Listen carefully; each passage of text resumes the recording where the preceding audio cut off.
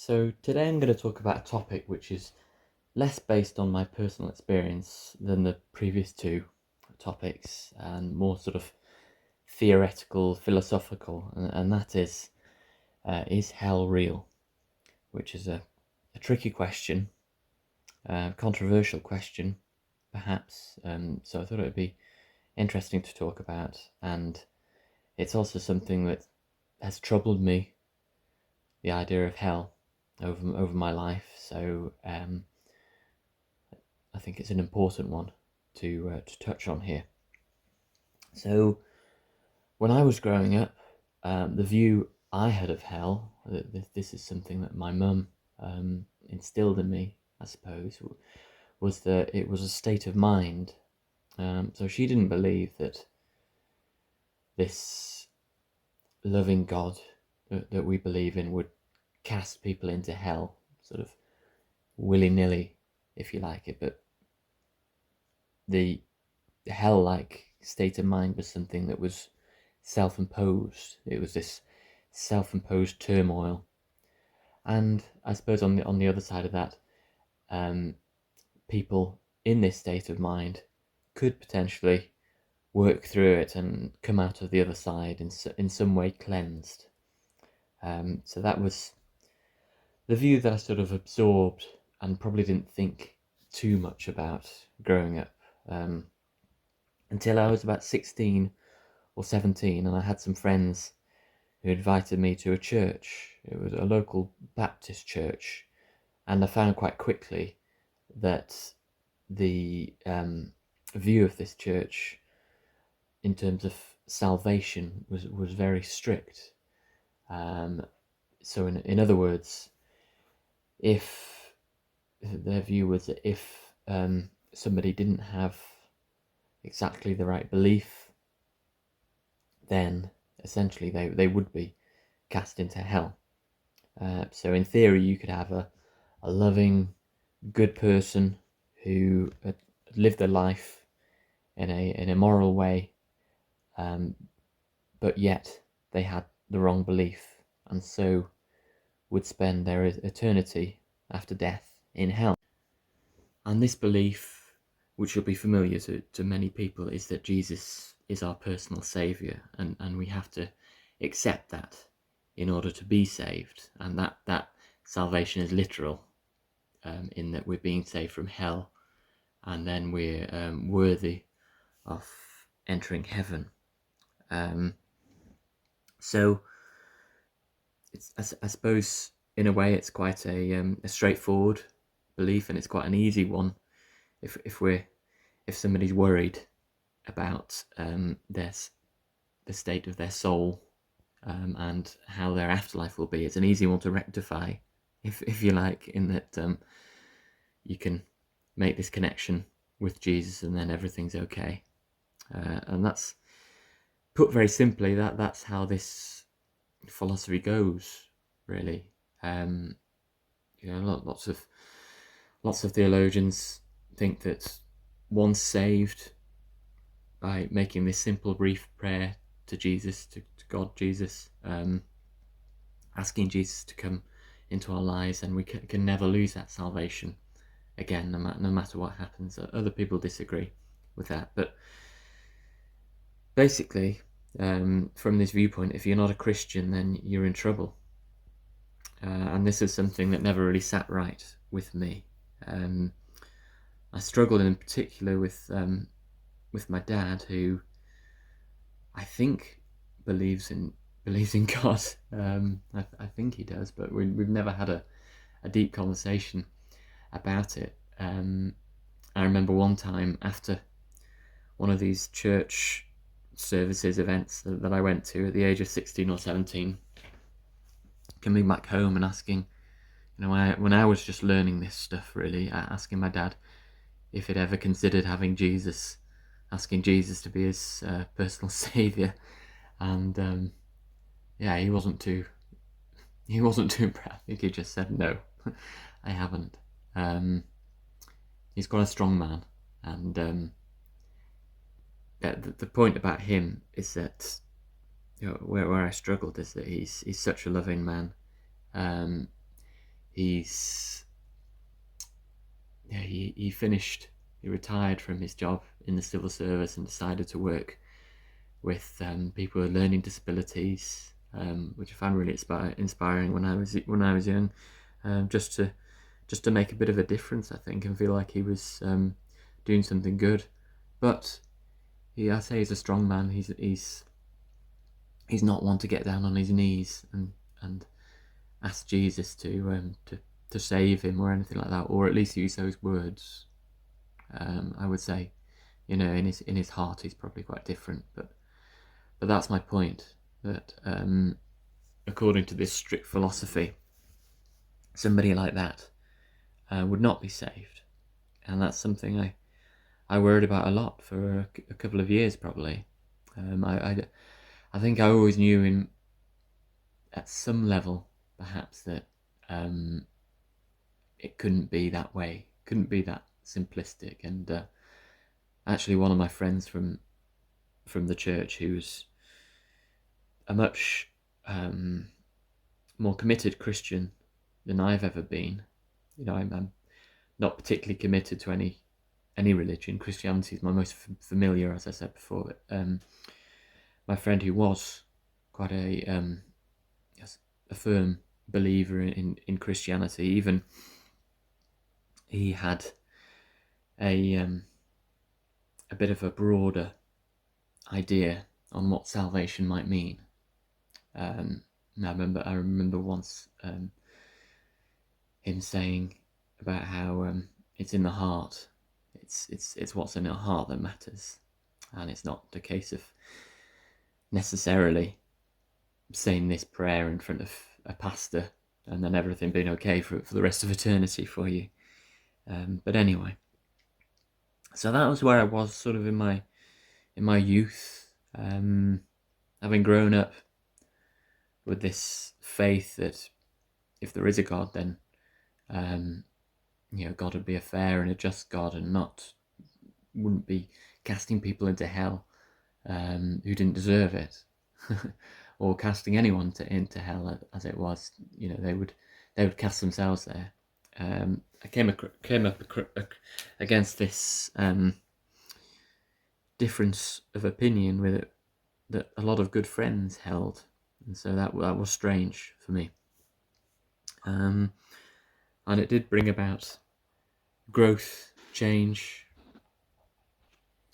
And I think, even as I said in the Spiritual Darkness recording a couple of weeks earlier, even thinking these things, having these doubts, in a way, opens us up to this change, to this learning, makes us more receptive. So that's where I was growing up, and in more recent years, and particularly the last few months, really, when I've had this bit of a rejuvenation in my spiritual life, I've thought more about this question, and that thinking has taken me to near-death experiences, which are amazing things. What amazes me about them is how consistent they are in many ways. I know there are variations, and they do change a little bit according to people's beliefs, but I think why would they not change according to people's beliefs? People in the afterlife are going to go in different directions, I would think. So I think that experience is going to be a bit different for them. But there's so many consistent elements to these near-death experiences, which is why I think that they're really showing something about what there is to come in the life to follow. And interestingly, these near-death experiences, to provide a counter argument to what I've just talked about with the strict Christian view, we can have atheists, agnostics, people of various different religions having these experiences, and the majority have that consistency, for one. So the majority of them are really experiences of bliss, peacefulness, joy, love, this feeling of unconditional love that many experiences report, whether from light beings or just being bathed in this feeling of love. And these are people who don't follow the strict Christian view or a strict view from any other religion that might argue that theirs is the only way. And so I think that in itself suggests that there's more than just one way to God. But however, there are some negative near-death experiences which are interesting to look at, and I got into a phase a couple of months ago of learning about these, watching YouTube videos about these, and getting disturbed in some ways about them. But I think I learned some things from that which I'm going to share here. So these negative near-death experiences, for a start, they are in the minority, and secondly, there are very few of these experiences that can actually be classified as hellish. So from what I understand, most of the, I think they're referred to as unpleasant near-death experiences, most of these simply involve things like being out of the body, which people interpret in unpleasant ways, whereas others might interpret those as pleasant experiences. So a lot of them just, I think people find them unpleasant because of the weirdness around death. Every soul is going to react a little bit differently to death, I would think. So that's one thing to say about these negative ones. But then taking this small minority off the already minority of negative, unpleasant near-death experiences, which are hellish, described as hellish, that's an interesting one to look at. And these can be quite disturbing from what I've learned. I remember a strange one I've heard about where a person was told that they don't really exist and their life was a joke.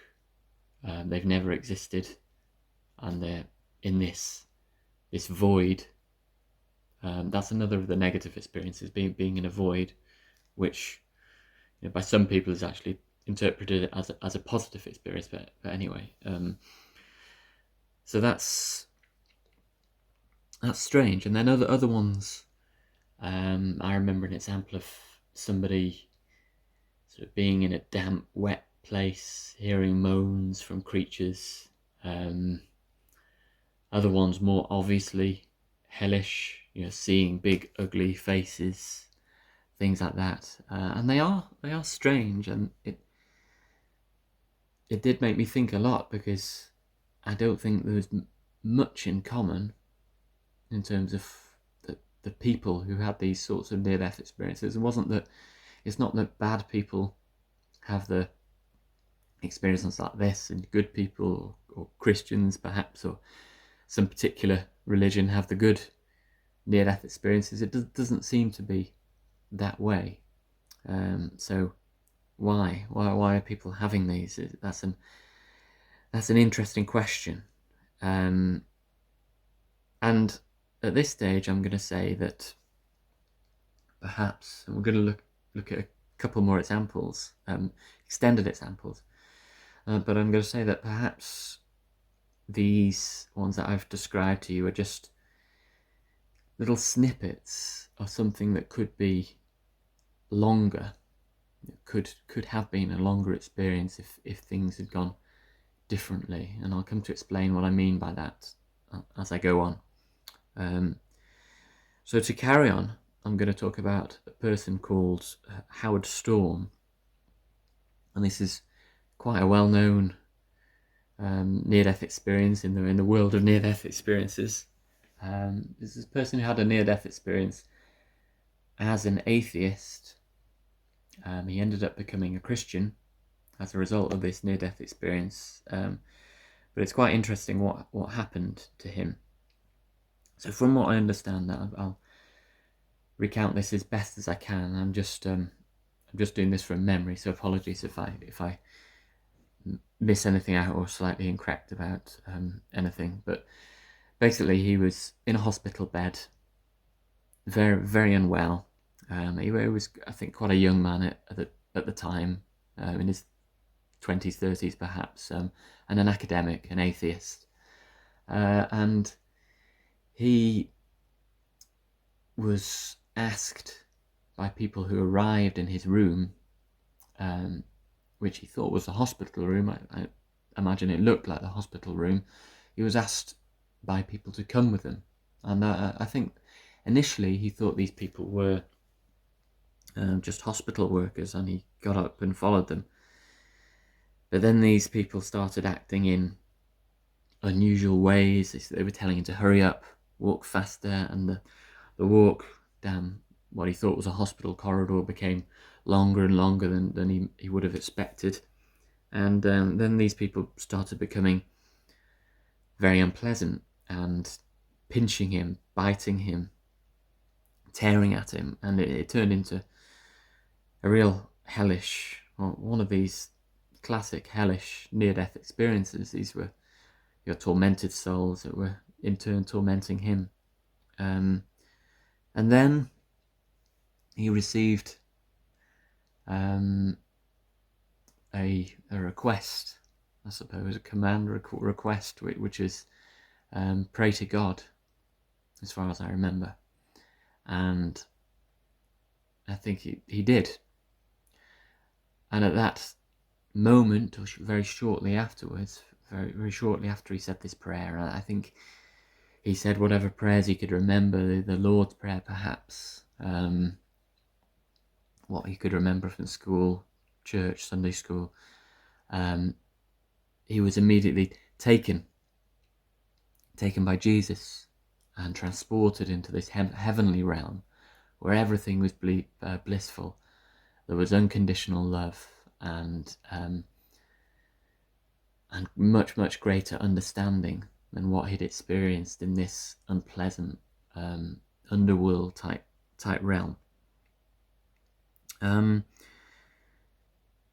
then he learned other things from Jesus and from, I think, possibly spirit guides in this other realm, which I'll come on to talk about. But what's interesting here is the fact that he had that choice. He chose to pray to God. He chose to make that decision to go one way rather than the other. Now he'd been an atheist all his life, but in his adult life, he'd been an atheist. Hadn't given God much thought. I think he said that he wasn't as good a person as he could have been, perhaps. But he still got that choice. Now, why did he go through this negative experience, and other people who've perhaps not lived their best lives, have been going down the wrong road, why do they have heavenly experiences straight off, which is the majority, as I said? I don't know. Maybe it's beyond our understanding at the moment. Maybe that was those people's personal paths. Maybe there's a greater reason for it. I think we are greater. We are much bigger than our current lifetimes, and there's much more to understand about us than that. So we perhaps get what we need to at the time.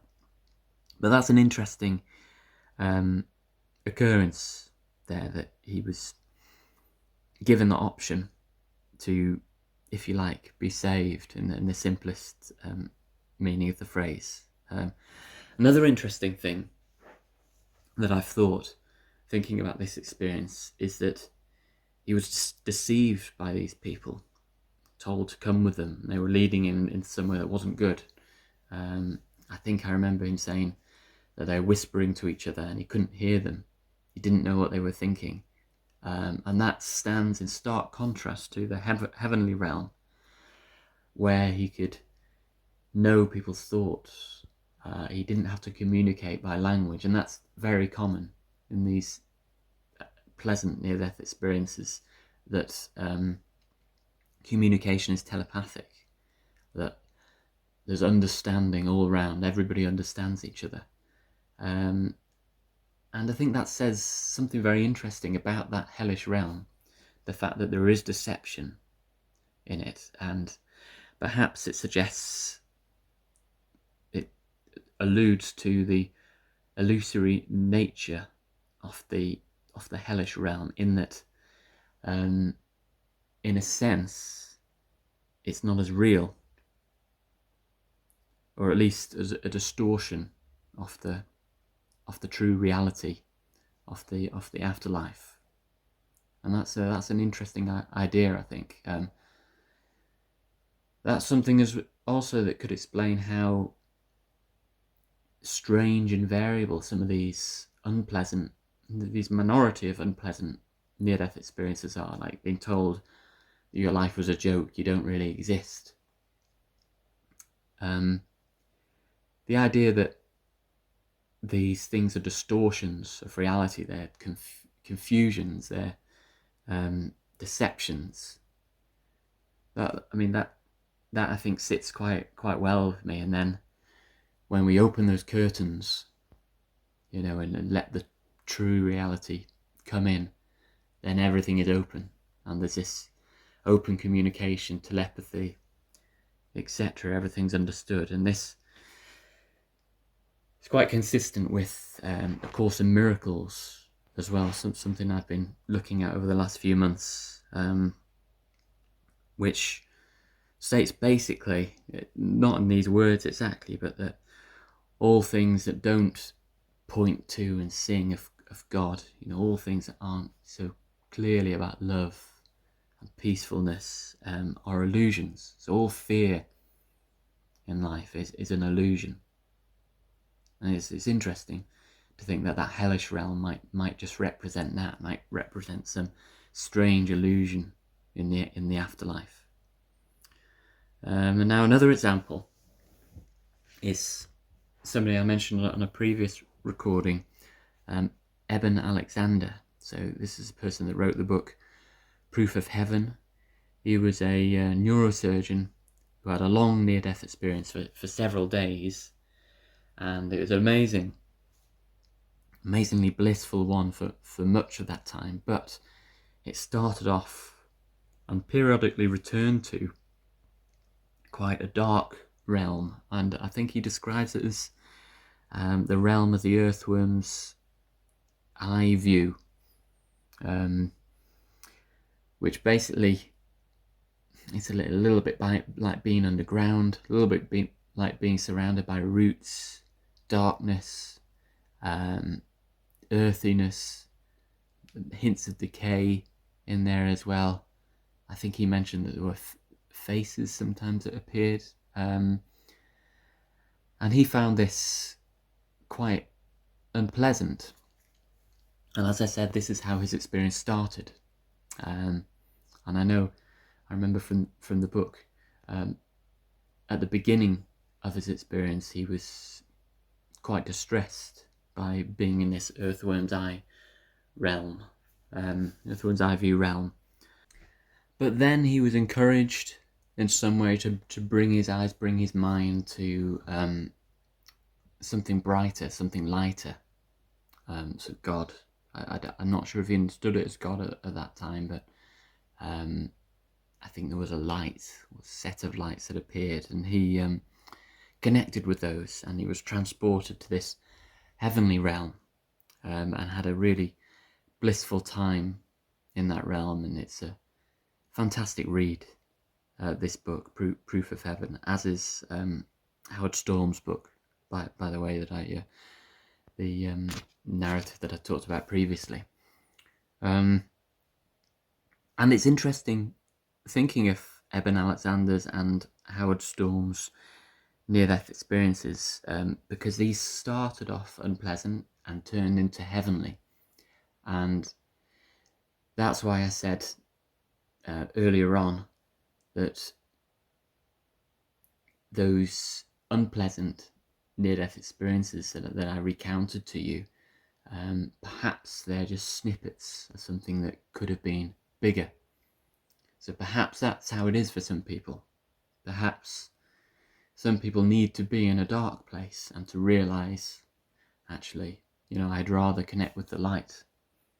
And perhaps it's a extremely small minority of people who would be in such a place and think that I kind of like it here. I want to stay here forever. You would like to think so. I think we would all like to think so. I think most people, given the opportunity to go to the light over, unpleasantness, cruelty, would take that option. So yeah, to summarize to an extent, I like this idea of the unpleasant and hellish near-death experiences being perhaps brief, things that we can draw back the veil on and escape from, realizing by realizing that we need to make that choice, our free will, which is an important thing to God, I believe. And also that these things are some kind of distortion of the ultimate reality, where we might learn strange ideas, be told strange things that don't resonate as true, unlike these crystal clear heavenly experiences where everything seems transparent. So basically, I believe, I feel quite strongly that the atheist, the person of any other religion, no religion, unsure, agnostic, who is decent and loving, is absolutely going to get the full opportunity to choose God, to choose light, following death, whether that's by being transported there and saying, yeah, I'm great with this, or in the minority of cases, perhaps experiencing something less pleasant and realizing they need to make that positive choice. So from a couple of months of listening to near-death experiences, that's where I've come to, I suppose, in my thinking, and that's something that sits right with me at the moment. I feel that's always a good litmus test. If it feels right, if it feels like truth, it's you're likely to be getting close to reality. But what about, so to finish off, perhaps, I just wanted to talk about the really bad people. So the Hitlers of the world we might think of as an example there. What about those people who wouldn't choose the light, who would actually rather torment others, be cruel, like those souls that Howard Storm experienced in the hospital? And with the deception, oh, by the way, just to throw this in, another thought I've had, with this fact that realm is so deceptive and clear, who knows if they are even real souls? That's what I've thought recently as well. Who knows? Perhaps it's all some fabrication of the mind, which is something that doesn't happen in the heavenly realm.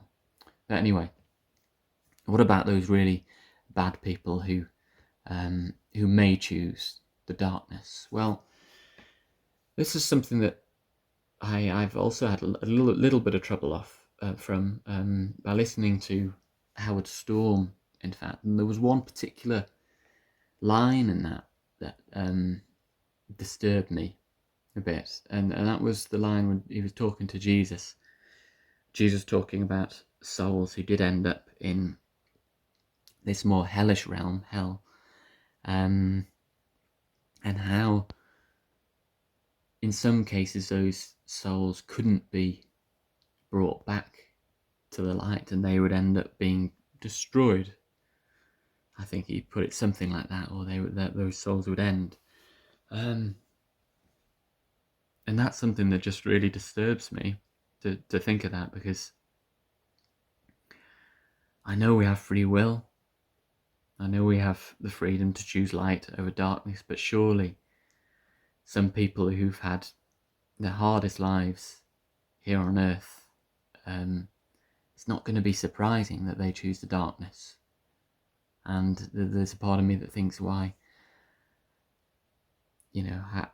How can God not have a backup plan, if you like, for those souls who, in their free will, have chosen darkness, but that has been through their own dark existence. And I know it's more complicated than that, especially if we start considering the bigger picture, with us all having paths that we're on, and perhaps they were in those dark places for reasons, the connections that go back to before their birth, former lives maybe, who knows. But anyway, I still think that there has to be some safety net of some sort for those people who go in that direction. Otherwise, it's just heartbreaking to think that might be how some people's eternities pan out, or, as that line in Howard Storm's book suggests, they might just end there, which is, almost equally terrible to think about. And I've thought about that and thought perhaps that means that those souls get another chance. Perhaps it's reincarnation in a sense. Perhaps when God can see that a soul is sliding so far that they're not going to get themselves out of darkness, that they're brought back to light by being given another shot at the earth, at life on earth, or another plane of existence somewhere else, perhaps. That's what I've thought about that, and that's what I've thought, maybe, if that's what Jesus did say in Howard Storm's near-death experience, and maybe that's consistent with that. Maybe that's what he meant by saying that those souls come to an end, as in the personality, the ego, comes to an end, but the actual spirit gets rejuvenated, reborn in some way. And I kind of like that thought again. So that's something I did think after listening to. So I listened to the audiobook of Howard Storm's book. I tend to listen to audiobooks at the moment. But then, interestingly, after pondering over that and thinking that, I heard Howard Storm interviewed on the channel Love Covered Life, which is a great channel. I listen to, watch that a lot. Some great interviews, and also Mel, the person on that channel, seems like a really enlightened soul as well. But his interview, he actually hinted at something like that when asked about these souls that descend into the depths and come to some kind of end. So I think that maybe that's my best guess, my best go at saying what might happen to those really, really dark souls who are in a not the nicest of places spiritually. So, is hell real? Still, maybe the jury's still out, but no, I think from what I've said, anyway, I seem to have come to the conclusion that hell seems like a reality.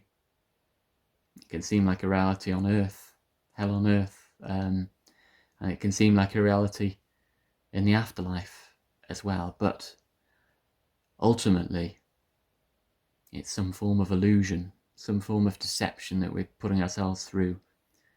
And by changing our mind, changing our mindsets, or through God's infinite mercy being brought out of it and given another shot,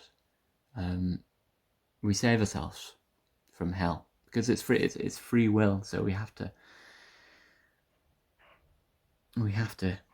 save ourselves. Perhaps a part I just halted there because perhaps, that the exception to that is when God gives us that other chance. Those people who've descended to the depths, perhaps that's when their free will reaches a limit. That perhaps that's the safety net, the limit of that free will. I don't know. That would be an interesting one to to talk more about, whether there is a limit to where free will can take us, whether God puts a limit on that. And yeah, I don't know. I don't know actually. But I do think ultimately that all of us get a shot at salvation, and that all of us do find that salvation. And by salvation, I just mean choosing the light over the darkness, and then continuing that journey through the heavenly realms. So I am a universalist. I would say that's the term, I think, in that I believe that everybody will return to God at some stage. Perhaps some people's paths, some souls' paths are more difficult or more complex than others. Perhaps we all have complex paths through many lifetimes. I'm not sure, but I do believe that we're here to return to God, all of us, everything. So thank you for listening. I hope perhaps some people found some useful thoughts, some useful ideas in this, if only to have a couple of amazing books and some interesting resources to look into, the ones that I mentioned there, particularly Eben Alexander's and Howard Storm's books. So thanks again, and I'll see you soon.